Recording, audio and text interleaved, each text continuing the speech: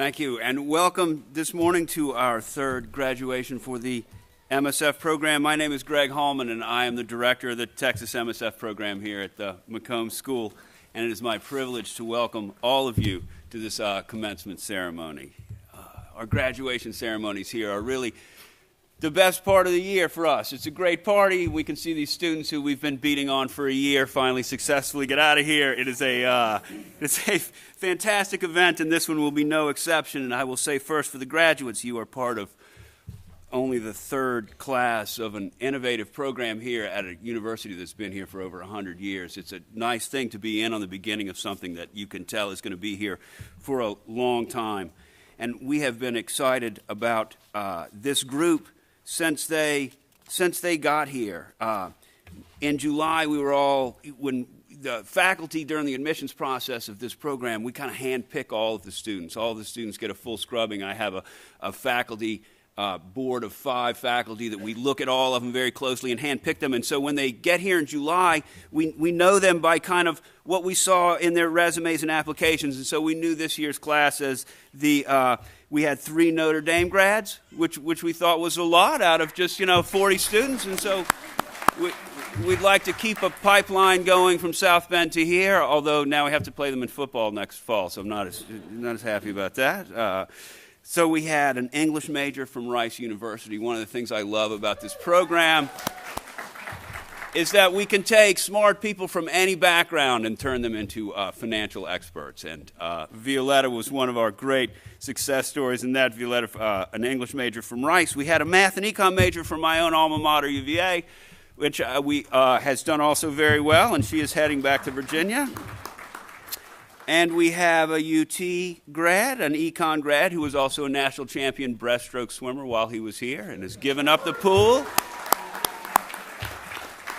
to come back to work. And we had a nice handful of undergrads from UT who we were very happy decided to continue their graduate education here at the university. We had history majors and government majors and econ majors and biology majors. And we have such a great pool to pull from right here at this university. It's always great when we get a lot of those students who continue here. I want you to know that you guys have done a very good job. It was a thrill to get you here in July, and it is it just seems like not that long ago that I was watching you show up in my first class in the summer. And now to see you all here in these caps and gowns, it's just a great privilege to all of us, You are a testament to the excellence of this university, and you have earned a rightful place alongside the other graduating classes that we put forth out of here. Okay, so going forward here in the ceremony, next I'm going to bring up our illustrious Dean Gilligan, who is then after that will bring up our commencement speaker, Bill Montgomery. But before we get into the formalities of it, I want to take a moment just to give a hand and appreciate and recognize these students for their very hard work throughout the year and for making it here. So join me in giving applause to these students.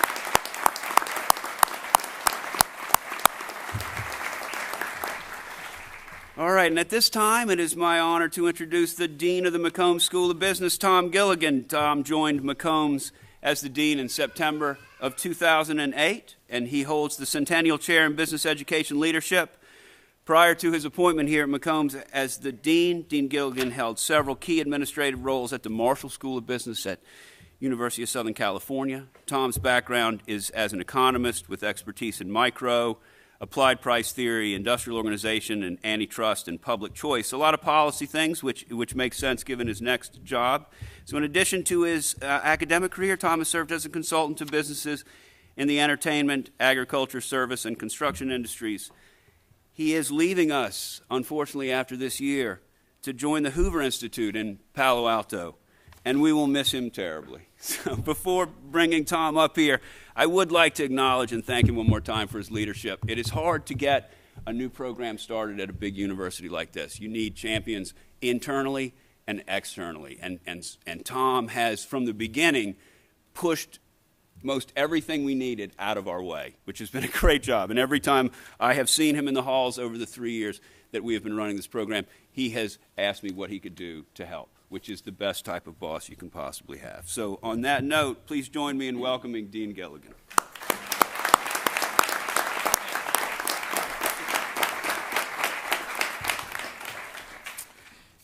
Thanks, Greg, for the kind introduction. I appreciate it. You know, it's been my great pleasure to be involved in the inception of this program. I think it's a stunning program. The students will agree. It's taught by a bunch of dedicated faculty who are teaching their specialty in a way that that's reflected in the love and the commitment that they give to the students. So it's been my great pleasure to be a part of this at the beginning. I'm looking forward to what it does 5, 10 years from now. Maybe the room will be. Oh, I'm sorry. Can you hear me now? Yeah. You know, that's what the faculty around here say all the time. You know, I can't hear you. Talk to the hand, you know, and stuff like that. I always thought it was my communication techniques, but maybe it was the microphone. That was it. I'm not going to repeat what I said because it was just kind and gracious things to Greg, and he doesn't need any more of that. So I'm not going to bother with that right now. I just want to say, add my congratulations to Greg, to the students. You guys have done a wonderful job. This program, by design, is rather intensive. It's a deep dive into finance in a very short period of time. As Greg indicated, your backgrounds are varied, and he needs to get you all on the same page very quickly, and that requires a great deal of work and commitment. So I want to laud you and congratulate you for all the effort that you put forth this year. Congratulations again on completing the program.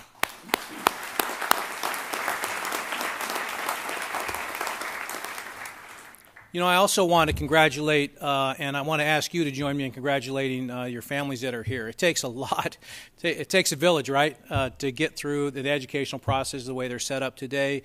I know that your families and loved one have done a lot to contribute to your success here. So why don't you guys join us in a round of applause for your families.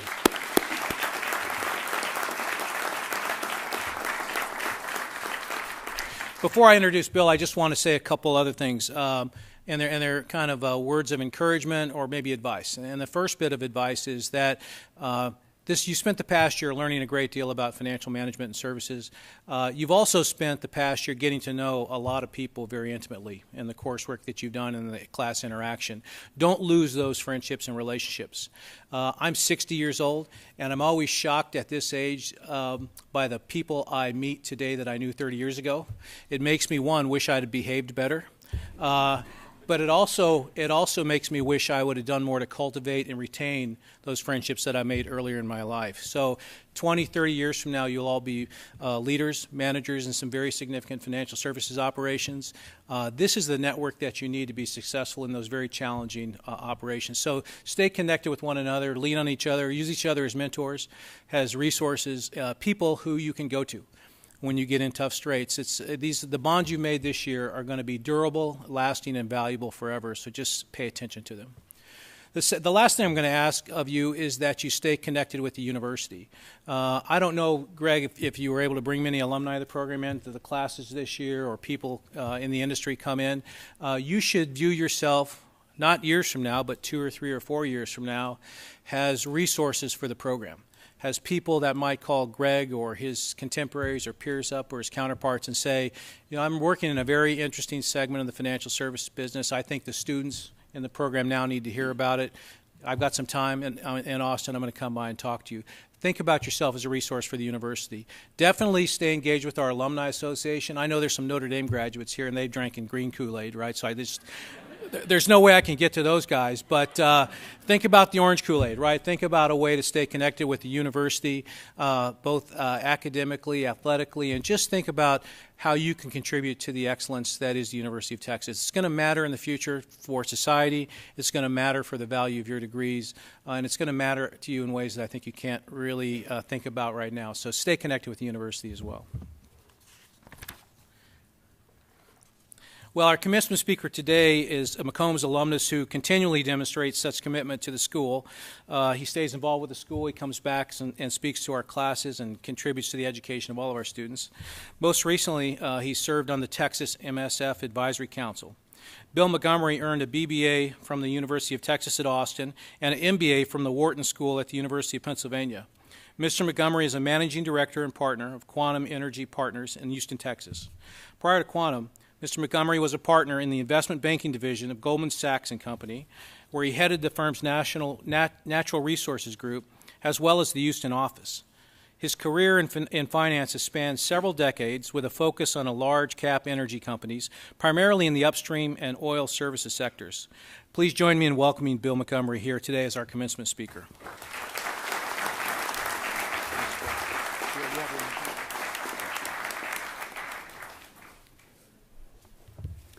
Thank you very much, Dean Gilligan. I'm so tall. Can you hear me okay? Great. Graduates, professors, alumni, parents, grandparents, brothers and sisters, it is a great honor to be with you here today. I am really excited about what you guys just accomplished. I love this program. A few years ago, Jay Hartzell told me about the idea for the Masters of Science and Finance program over lunch one day, and I nearly leapt across the table at him. What a fantastic idea. It's designed for students who took the road less traveled, who were first English majors, engineers, economists, or even neurobiology or Korean studies majors. People who first made themselves into well-read, interesting, and multidimensional people. Then, and only then, did you set about the grubby task of training to get a job. Yes, these are the people that I would like to hire, so a heartfelt congratulations on the road you took. I wish I'd taken the same. And by the way, if you're ever having lunch with someone and they're running an idea by you, be careful how enthusiastically you respond to it. If you're not careful, you'll find yourself on the advisory board of that idea. And the next thing you know, you're schlepping to Austin to conduct mock interviews with students and even giving a graduation speech. So I know that Jay's son, I believe, is graduating from high school today, and he's not going to be with us. But please pass along to Jay that the next time he throws an idea at me, no matter how good it is, I'm just going to stroke my chin pensively and say mildly positive things. 1 week from today, I'm going to be sitting where you are, listening to a graduation speech at the commencement ceremony of my oldest child. And as I contemplate being there, the one thing I keep coming back to is something that his dean told us at a speech at his freshman orientation about 4 years ago. He said, "Parents, these kids are under a tremendous amount of pressure. Everybody is telling them to find their passion, pursue your dream, do what you love." He implored us then to back off from that trite advice. He went on to say something that was very profound and I think very true. Sure, finding your passion is great. If you have a burning passion or a big dream, find it, go for it. But absent that, find something you like. Absent that, find something you can stand. The point is to launch and to get in the game, he said. Now, I thought that was a pretty sobering dose of reality to give some bright-eyed, idealistic kids on their first day of college. However, I've come to believe that it is excellent advice. It's very important to launch. Don't be one of those lost souls who wanders through life trying to find the perfect thing. There aren't many perfect things. Do something. Then I started thinking about my own experience. When I graduated from this fine institution about 31 years ago, I don't remember having a passion or even it occurring to me to try to go find one. And when I thought about it, what I really had was a passion to survive, a passion to earn a living. And that passion eventually led me to a career. And luckily for me, I did stumble into a career that I happened to be good at, and at times I even liked it. But as I look back on it, however, I can say that I was honestly never very passionate about any of my 22 years as an investment banker. But I look back on it and I do think I was very happy. Somehow in the middle of all the turbulent markets, long nights, unrelenting pressure, and constant anxiety about my job, I managed to sustain a high level of happiness. Importantly, I think a lot of this consistent happiness was due to the fact that I didn't let my job define who I was. And I suggest you do the same. So when I was racking my brain at a blank screen trying to decide what to tell you today, I decided it would probably be best for me to steer clear of the kind of soaring rhetoric you probably heard at your undergraduate graduation a year or so ago, where I imagine some celebrity or distinguished public figure spoke to you about changing the world or how to get the most out of life. Now, I would like to think I'm as qualified as Matthew McConaughey or Oprah to give that kind of advice. But I think the best advice I can give you is what I've learned about how to have a fulfilling and engaging and mostly happy career, and the things I wish someone had told me 31 years ago as I embarked on my first job. And besides, I'm keenly aware that this is a speech to some newly minted hard-edged finance experts, so I can take some license by being a little bit practical. The first thing I wish that someone had told me contains some advice that I know it's going to be tough to deliver to some people who are chomping at the bit to start their first jobs and embark on their careers. And it's this: don't be in too much of a hurry. Yep, don't be too anxious. I remember my first job was for a large financial institution, and during those first couple of years, we literally measured our progress towards some goals in weeks and months. If we hadn't been offered a certain type of assignment or hadn't completed a certain type of deal by like week 20 or 22 or some such ridiculously precise measure of time, we were panicked. If I made supervisor in month 8 instead of month 6, I was convinced that my career was hopelessly off track. And I look back with some regret at the times I worked through lunch because I was trying to get something done faster, or that I stayed late so I could earn the dubious honor of being the last one to leave. What I wish I had done was ask a colleague to lunch, or go after work to grab a beer, or go to work at the charity or a fundraiser for a cause that I cared about. Now, speaking of eating lunch, another piece of advice I'd offer you is this, and it pertains to that simple act. Never eat lunch alone.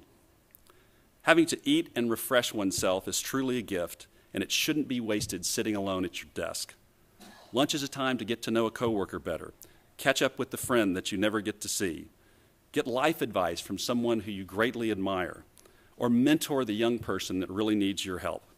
It's also a great opportunity to learn.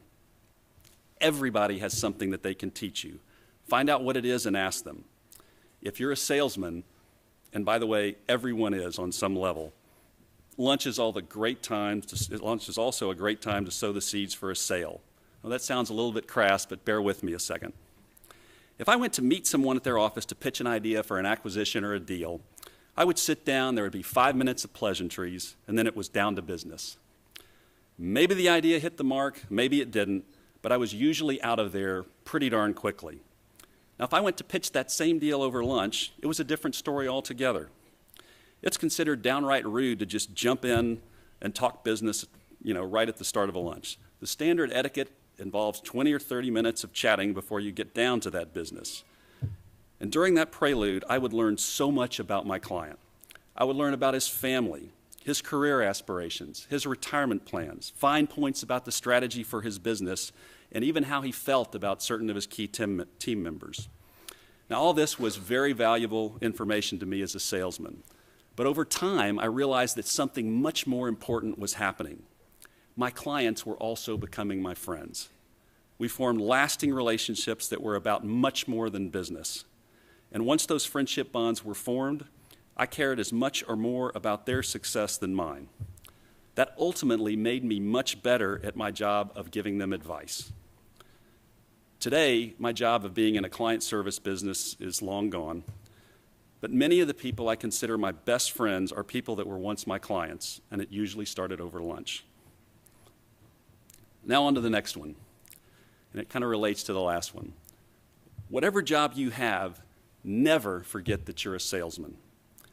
I was very fortunate to have a great boss early in my career. He was gruff and mean a lot of the time, but I eventually learned that he was a very warm-hearted person, and I value him as a mentor to this day. He rose to be the CEO of one of the largest companies in America. He's a brilliant man and was a rocket scientist early in his career. I know people throw around that phrase rocket scientist loosely and a lot, but the guy literally worked for NASA as a rocket scientist. So he was as unlikely a person as you could imagine to give me the advice that you're about to hear. I was seeking some guidance from him in the middle part of my career, and this particular session amounted to me bemoaning the fact that I was basically just a glorified salesman for a very complicated product. He stopped me abruptly, leaned in, and said, "Bill, don't belittle sales. It's the only skill that matters." That's ridiculous. I mean, that's, sales, come on. And I kind of discounted the advice at the time. But through the years, I kept coming back to it. I think he meant that it doesn't matter whether you're a rocket scientist, a real estate broker, or a political activist, you're going to have to sell something. Sure, what you're selling could be as mundane as dishwasher soap, but it could also be an important point of view. It could be a coworker who you need help from, a woman or man you want to marry, or even a 3-year-old who you want to eat as vegetables. Think about what it takes to be a great salesman. You have to be able to get someone to like you. You have to see things from the other person's point of view. You need to be able to get somebody to do something that they don't necessarily want to do. And you have to be not just a good listener, but an exceptional active listener. You have to be willing to go the extra mile and take care of the customer, which is another way of saying being a servant to others. These skills indeed make a great salesman, but I think they also make you a better friend, a better boss, a better coworker, a better husband or wife. The next one I'm going to give you is pretty simple, and don't worry, we're nearing the end. Be of use. That's it. Be of use. That is one of the best compliments you can receive, and it's similar to what the controller told Thomas the Tank Engine a long time ago. You are a very useful engine, Thomas. You're about to enter the world of global business. You're going to be subject to restructurings, reorgs, ever-changing bosses, acquisitions, and divestitures. But if you come to your job every day trying to be of use and you succeed, you eventually become indispensable. Now I'm going to end by taking you back to where I started. To those of you who found a job that is your passion or your dream, awesome. And I mean that. I'm not being sarcastic. Every day will be its own sweet reward. You don't need any help from me. But for the rest of us who are doing something we like, kind of, or something we can barely stand, I have a few final words. Your generation has indeed had it tough. You've been under intense pressure to succeed for a much greater portion of your life than I believe I was. Just getting into a decent college was something you were probably focused on as early as middle school or earlier. You've been subjected to SAT tutors, a dizzying amount of college prep courses, and all while trying to navigate just growing up in today's age of social, with all the social and technology pressure that comes with it. And then you graduated with a degree from a great college, only to decide that maybe you really didn't love your job options at the time, and so you ended up here. Thank God, by the way. In an elite finance boot camp for a year. And now finally, you're about to hurl yourself full tilt into the competitive world of American business. You're on the road to relentlessly pushing yourself to be the best. My priest actually reminded me of this in a sermon not long ago, of how much our society is focused on being the best and pushing to achieve ever greater heights. Everything we're focused on, he said, is about that drive to the top. Think about the TV that we love today. Game of Thrones, House of Cards, Breaking Bad, Mad Men, which center around pretty unlikable characters doing whatever it takes to dominate everyone else around them. Even our commercials are laced with it. BMW is the ultimate driving machine. I love Mercedes-Benz' new tagline, the best or nothing. Really? The best or nothing? Even Ricky Bobby comes to realize at the end of Talladega Nights that there are plenty of places between first and last. All I'm saying is keep things in perspective. Have rational expectations for yourself and your life, and you are much more likely to find happiness. The best is great, but let's first try to be good. Being good at something is wonderful. Know yourself and your natural gifts, then apply them to something you're good at. Even if it's not your truest and deepest passion, you will be happier that way, and while you're happy, you might just sneak up on greatness. Congratulations on what you've accomplished. I wish you the best of luck and much happiness. Hook 'em horns.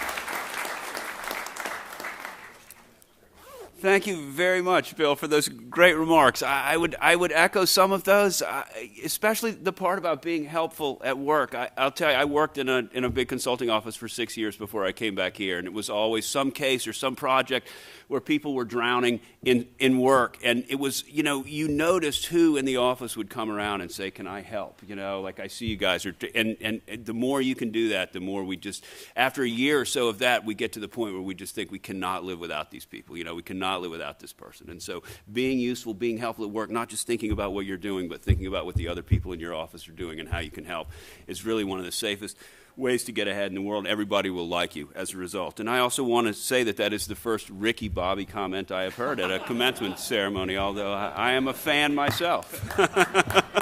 So thank you for that. Okay, it is now time to present our commencement awards, and these award winners were chosen. We have just a handful, just 3 awards chosen by their peers, and so we asked the students to vote for some folks amongst their peers, and then we will have, I believe, a faculty award, and my associate directors, Scott Lauger and Renee Delota, will help me recognize these students. So Scott, have you up here now?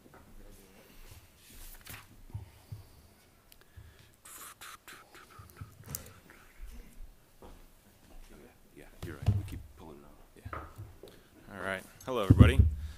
This year has proved to be a challenging one for our students. Our third cohort was able to manage a course load much heavier than what most graduates go through. They worked their way through a rigorous recruitment process all the while.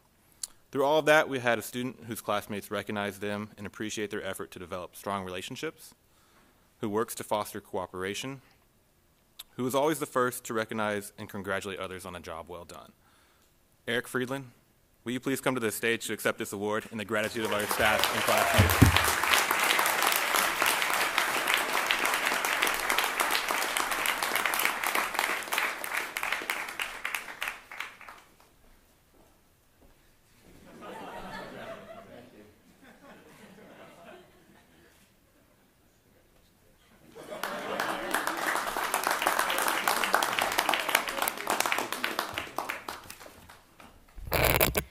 The MSF students also voted to recognize another deserving peer from their class.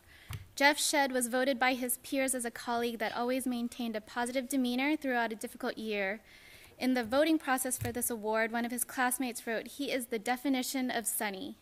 This is a wonderful characteristic in a colleague and one that I know he will take into industry. Please join me in honoring and thanking Jeff Shedd.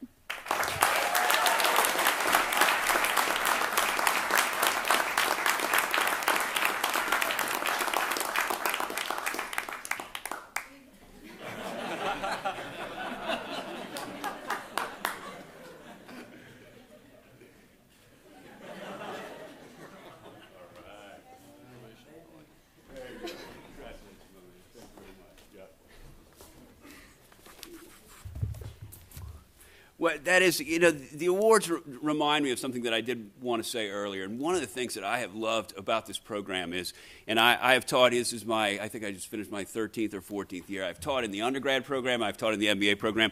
What I love about this program is the small size of it. We have 40 students in this class, and they all end up hanging out together and helping each other out. And we encourage that throughout, that this is not at all a cutthroat mentality here. We want everybody to help everybody else out, and they have had a great time together, and I love that they also recognize some of their peers with these awards. Okay, so in addition to these student awards for Eric and Jeff, the students also voted on a faculty award for one of their professors. And to present the faculty award, I'm going to bring up a class speaker, and I'm going to say a few words about him first. And this speaker was also selected by his classmates to give this award. And the speaker I'm going to bring up is Mr. Colin Scarola. And Colin came to McCombs from Pittsburgh, PA, where when I spoke with him on the phone, I guess a couple of Februaries ago now, he told me he was working as a systems specialist with his mechanical engineering degree. And through some self-discovery, he said he was, reading financial press, following the financial news, had signed up for the CFA Level 1 and had passed it, which is a financial certificate for professionals, and had passed it without ever having a class, and said he was looking for now a formal program. He said he wanted to get into asset management, which is investment management. I told him very, very competitive field, very, very hard field to get into. But if he and I both worked very hard, I thought that somebody with his quantitative skills, his pure professionalism and his drive, that we could get that done. And I am happy to report that after graduation, Colin will be heading back up to the Northeast. You'll miss this place in February, brother. To join Federated Investors as an associate quantitative analyst within their alternative investments group in Pittsburgh. This is one of our great stories where we can take a smart engineer and within 12 months turn him into a quantitative financial analyst in a job that he now likes a little bit more, he says. He's going to continue, I know, to make us look good from the snowy locale of Pittsburgh, PA. And without further ado, let me bring up Colin Scarola, who's going to say a few words and then present our MSF Professor Award.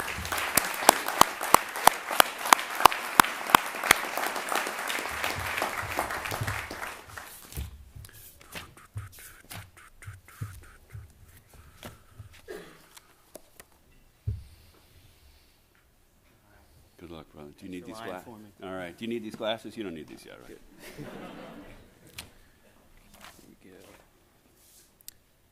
Okay, so a lot of successful people up here, obviously. And a common idea I've heard from a lot of people like this and from elsewhere is that if you want to improve any aspect of your life, you need to surround yourself with people who are better at it than you. And we have 40 MSF students, sometimes spending up to 6 hours a day together. So based on the judgment of the selection committee and Greg Hallman, this whole thing really could have gone either way in terms of improving our lives. But I'm happy to report that based on all the terrific people here that I've met and been taught by, that this has been one of the most rewarding years of my life. And I think we've all picked up a great number of excellent qualities from each other over this year, and it started very early on with certain people helping us feel a little bit more comfortable in the program and in our own skin. I know the first time I saw Jeff there walking through the business school barefoot, I felt like I could really be myself around you guys, and that was a big advancement. And the generosity and kind spirit of everyone here has been remarkable, especially for people from parts of the country with lesser reputations for hospitality than down here. And Karina was an outstanding example of that, with just such a kind spirit and always offering to go the extra mile with group works and everything. And she even noticed one time my particularly nutrient-deficient dietary habits and offered me what the benefits of a colon cleanse might be, which I thought was extremely thoughtful. This year, obviously, we spent a ton of time on the job trail, practicum projects, interviewing, all this professional stuff where professionalism is obviously important. And I don't think anyone here exemplified maintaining professionalism any better than Adam Johnson. And particularly on the day he showed up to a 95-degree pool party in formal business attire. Other people in the program have inspired us with their tremendous work ethic, and I think we can all agree probably none more so than Kevin Krzyznik. And as his roommate this year, I can share with you the admiration I felt for his dedication to finance, oftentimes before 6 a.m., waking up to our noisy printer, churning off reams of financial notes and articles I'm sure most people up on this stage don't even know existed. And we also know integrity is a huge aspect of life and is very important. And sometimes it means going against the crowd, which can be a very difficult thing to do. And as we all felt the excitement this past fall for our first MSF tailgate before a UT football game, one man in this program brought us back down to earth and showed us how to stand up for what you truly believe in. And that was Andrew, proudly sporting his Brigham Young cardigan as they went on to beat the Longhorns 41-7. Throughout this program, we've had to collaborate with each other on a lot of projects and reports that allowed the great leaders to really stand out and bring out the best in all of us. And if there's one person who never pulls any punches in these groups, it's Shweta. And she always lets us know what she's really thinking and how she feels in an effort to make everyone perform better. And I know it was painful for me the day she told me that I needed to record myself before interviews to hear just how awful my voice sounded. But I knew she wanted me to get better, and I'm thankful for her honesty. And personally, one of the things I struggled with in this program was being outspoken and getting engaged with the professors early on. And thanks to a lot of you who felt more comfortable doing that in class and expressing your curiosity and opinions, I think a lot of us have gotten better at that, and it made class time more rewarding. And probably most of all, I can thank Josh Marcoux, who always got his point across in class and got those questions answered, no matter how many words or minutes were required to do so. And among the most valuable lessons I think I'm taking away from this year is that you need to find ways to motivate yourself and get excited when you're working on subjects that don't necessarily interest you as much. And I know that working with Devrod in particular, he was always finding ways to keep things interesting and make the work a little more fun. And one of his motivational techniques this year was to challenge myself that he will beat my score on the upcoming test to keep things a little interesting. And bless his heart, Dev never won any of those challenges. But the lesson of persistence and finding that motivation was not lost on me, Devrod. And definitely not least of all, the great experience this year has been the social camaraderie amongst this whole group, as I'm sure many of you have heard about how much fun we had. This is not the forum to divulge much of what transpired outside of the classroom this year, but I would be remiss if I did not offer a special thanks to a few people who helped make a short stay in Austin so memorable for all of us. Whether it was our Austin native Taylor with his penchant for poorly named Facebook events, or Eric, Barron, and Justin, who were constantly opening up their homes so the group could get together after class to socialize with 1 or 2 drinks maximum, or Devrat, Alexa, Nathan, Konstantinos, and others who were always organizing pickup sports for us all to get together and do. The inclusiveness and friendship in this group has been overwhelming and truly a great thing to be a part of. So thank you, all you guys. This has been such a fun year, and I'm glad I have so many great new friendships leaving this place. With all that being said, I certainly need to acknowledge that we took a lot of classes while we were here, and that's the other half of why this has been such a rewarding experience. I think you can take most finance, econ, or accounting classes at any college out there, but every class we took here was led by a professor who was so enthusiastic about what they were teaching that it really felt a lot of the time like they were sharing their life's passion with you. And, you know, it went from anecdotes and jokes from outside of here to past experiences that just made the whole environment that much more exciting and interesting. So on behalf of all the MSF students, I would like to thank all of our professors who did such a great job and the faculty members for such an outstanding job with the MSF program this year.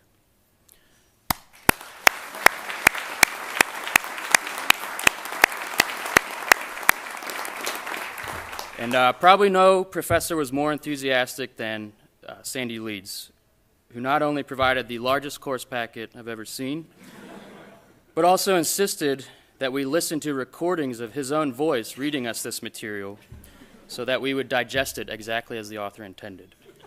And sadly, his voice is only slightly more exciting than mine, so this was not always painless. But Sandy was a world-class teacher, and I always appreciated how he would stop class frequently to demand questions so that no one was left behind. He also shares a certain trait with Shweta, and that you always know exactly how he feels about certain matters, particularly bankers. Sandy also goes above and beyond with his willingness to be available outside of class to meet with students to discuss anything going on in their lives, not just finance. And on top of his already packed work schedule and 3 young children, he even became the financial sponsor and director of a newly created MSF investment fund so that some of us could get experience managing real money in the market. So with such a devotion to educating and the personal development of his students, I don't think it comes as any surprise to any of us here that Sandy was chosen by the MSF students as the most outstanding faculty member of this year's MSF class.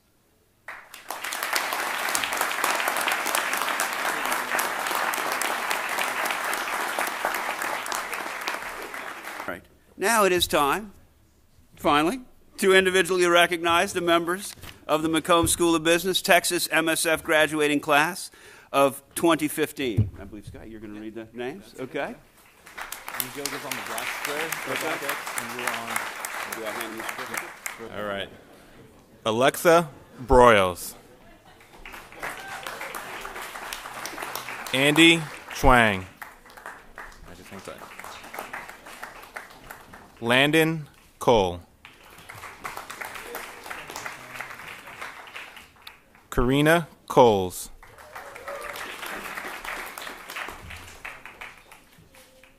Mohammed Dalu.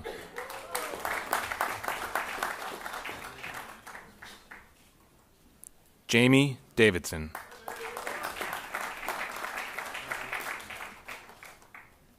Baron Davis.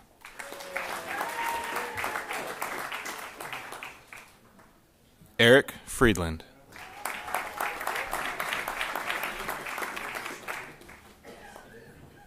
Nathan Fu.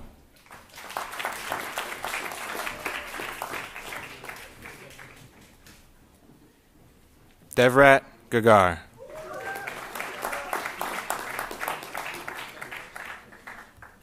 Kenna Geringer.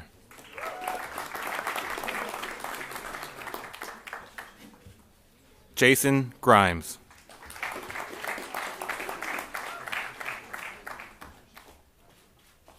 Kevin Halim.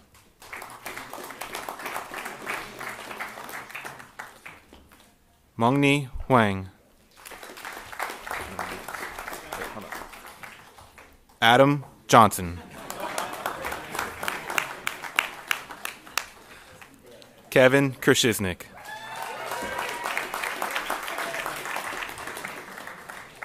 Violetta Kroll.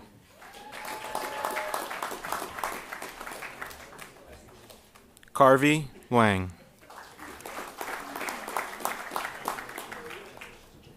Joshua Marcoux. Taylor McClendon. Konstantinos Milios. David Niedrauer. Kyle O'Donnell. Tejas Pandey. Karch Peterson. Kyle Peterson. Anthony Quinones. Sweta Ramakrishnan. Joshua Riddell.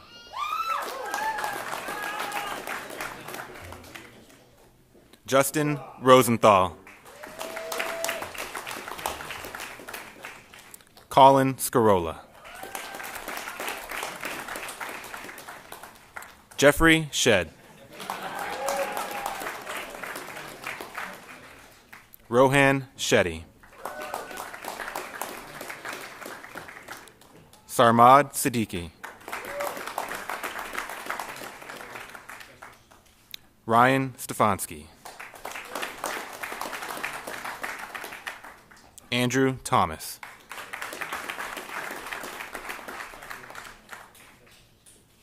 And Pike Shu.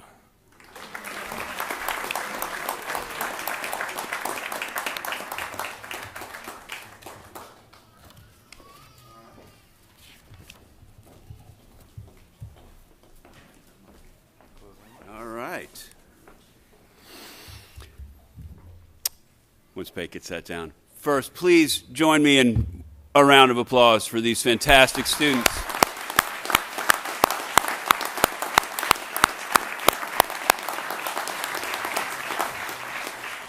All right, we have just about reached the end of our ceremony. I have often counseled students when I talk to them that if you go to a meeting, which we go to a lot of, and you're trying to get something out of the other side, like a signed contract or an agreement to start a project or maybe a job, once you get what you want, you should try to end that meeting as soon as you can and get out of there, because you have nothing but downside after that. And I think the students, now that they've been handed these papers, are like, I think we're done here, you know. So I will let them go soon, but on this occasion of graduating only our third class, I do want to thank some of the very instrumental people whose hard work got us to this place.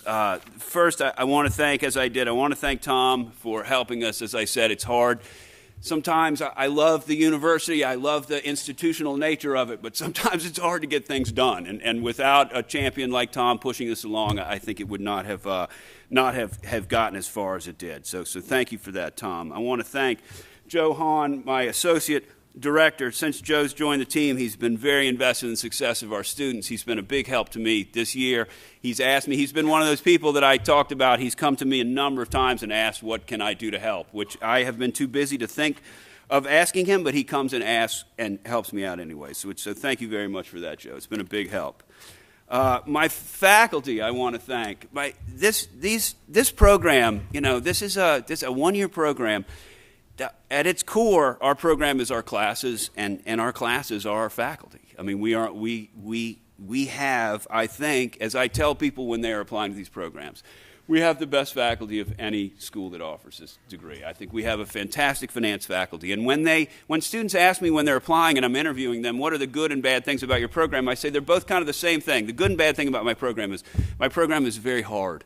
My professors have very high standards for what finance graduates from the University of Texas know. And while you're in it, It's very difficult, but when you get out, I want you to know you will be prepared. We know you will be prepared, and this degree will continue to be difficult because we continue to believe that that is the best way to get you this information, and I want you to know that we are proud of the fact that you made it through because we did not make it easy, and I want to thank this faculty for producing such well-trained students that go out in the world and make us look good. Join me in a round of applause for these guys, please.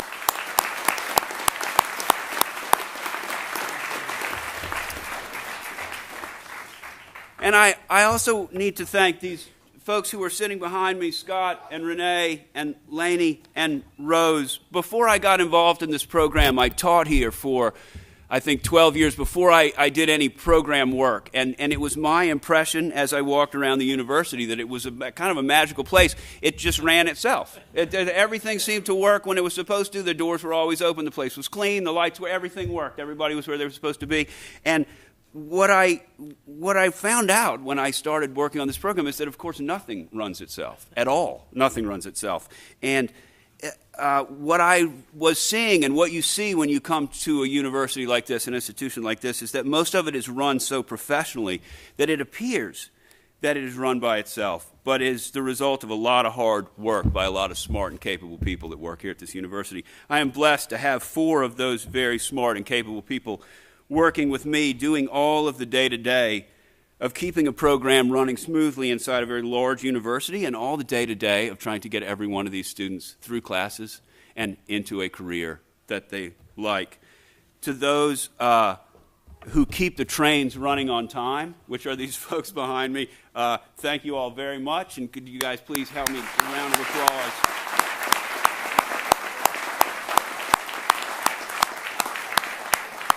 They are a true testament to the fact that the front of the house only looks as good as the back of the house works, and those guys do a great job for all of us, for me and for the students. I want to thank now the families and the students. I'm going to thank the students, but I also want to join with Dean Gilligan in the idea, of course, that this is a very hard road for these students, and I know that they were given a lot of support by family and friends, and that is very important in an endeavor like this, and I want to also give a round of applause to all of those who have supported these students in this endeavor and helped them get to here. So thank you very much.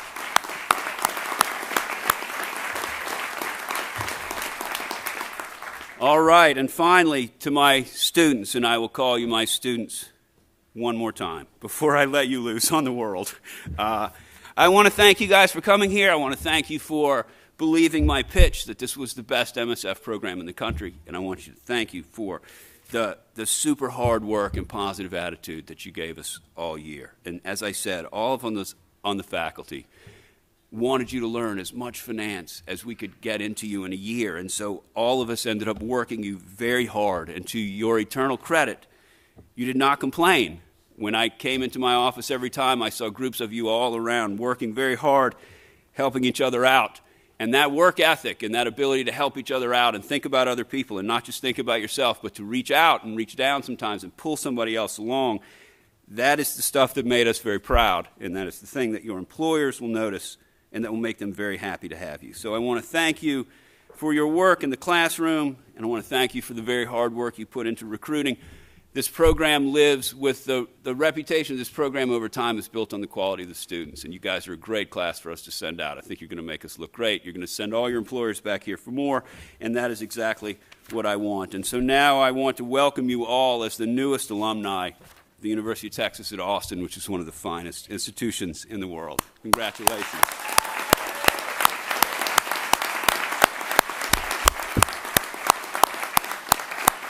And now it is a tradition that we join our new graduates in singing The Eyes of Texas. And after the song ends, please remain standing as the faculty walk out. Okay, so if everyone could please rise, we're going to sing The Eyes of Texas. Do we have any musical?